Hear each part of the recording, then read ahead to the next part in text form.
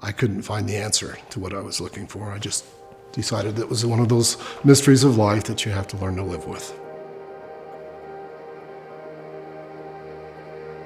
I grew up in a rather dysfunctional home. My dad was an abusive alcoholic with addictions to tobacco, gambling, food, pornography, all of them, including the alcohol.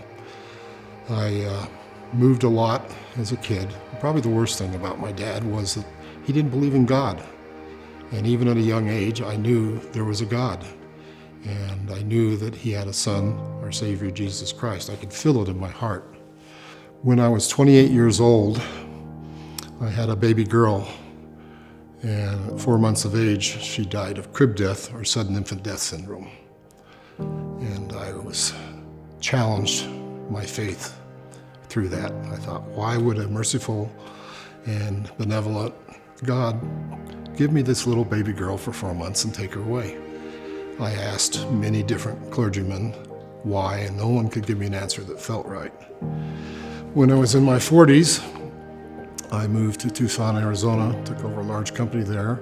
My first day at work, an employee came in and said, "Hi," introduced himself and said, "I understood you grew up in Utah." And I said, "Well, I went to junior high and senior high school there." He says, "Well, I grew up in Utah." I said, "Well, I also heard you have a couple of teenage children. You're a single dad." And I said, "Yeah, I am. It's a struggle."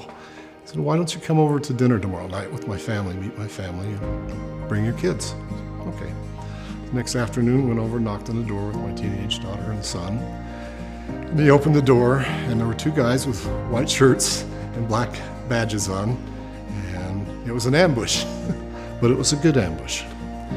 So we had dinner, and afterwards they said, "Would you like to know more about our church?" And I said, "Sure, I've studied a lot of different religions. Tell me about your church."